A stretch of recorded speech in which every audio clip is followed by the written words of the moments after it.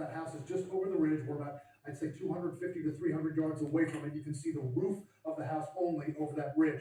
What Scott told us when we got here was that a neighbor told him that FBI personnel, as they approached the house, screamed, "FBI, come out now." And then there were several large bangs heard. Now, those could have been flashbangs, and our Josh Campbell has said that that could be standard procedure whenever they approach any house, whether there's an occupant in there or not. But there has been some significant activity. Police and FBI are still at that house, and we've been pushed way back in this perimeter as the law enforcement has approached and at least probably entered the last known address of the suspect, Robert Carr. This comes as we're getting new information tonight about how this shooting unfolded and on the manhunt.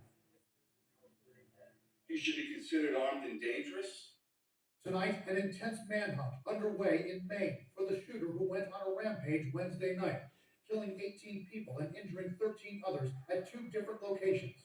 Hundreds of law enforcement personnel by land, air, and even at sea looking for the suspect, 40-year-old Robert Carr, an Army reservist who spent 2 weeks in a mental health facility this past summer and is still at large. We believe this is someone that should not be approached. At approximately 6:56 p.m., the Auburn Communications Center received a 911 call of a male shooting in just-in-time, or the spare time, recreation center. Shortly after that, at about 7:08 p.m., the Communications Center received multiple 911 calls about an active shooter inside of a Spenge's Billiards. Shortly after 8 p.m., officials had released a photo of the shooter, and by 9:26 p.m., Lewiston police received a call identifying the suspect, and then just before 10 p.m., police say they located his car. Now, an entire community is left in fear, being asked to shelter in place. Businesses are shut down, and schools ordered closed through Friday. Witnesses left in shock. She was grazed by a bullet while we were running. I never thought I'd grow up and get a bullet in my leg, and it's just like, why? Like, why do people do this? I was holding a weapon, I just hooked it down my lane, and I slid basically into where the pins are. Others mourning the loss of family in another senseless shooting. When you get anything that happens like this, you go empty. And it's just nothing you can do. Many are asking, were warning signs missed? According to a National Guard spokesperson, the shooter was reported as behaving erratically at an Army training facility this past July, and sources say he made statements about hearing voices and wanting to shoot up a National Guard base. He was then transported to an Army hospital for medical evaluation. I'm sure there'll be a lot of review of this and a lot of analysis. Was there something missed? Was he deemed a danger to himself or someone else?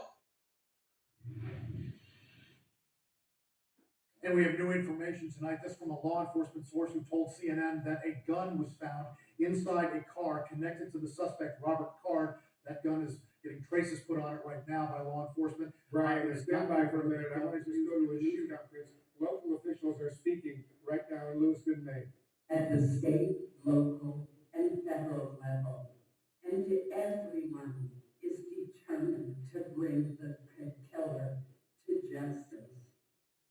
To the families of those who have been injured or killed, I know that no words can fully ease the shock, the pain, and the justifiable anger that you are feeling.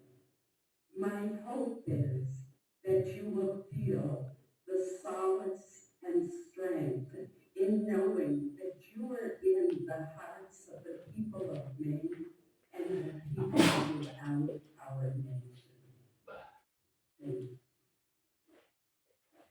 I'd now like to introduce the Congressman Jared Golden, who represents this area of Maine.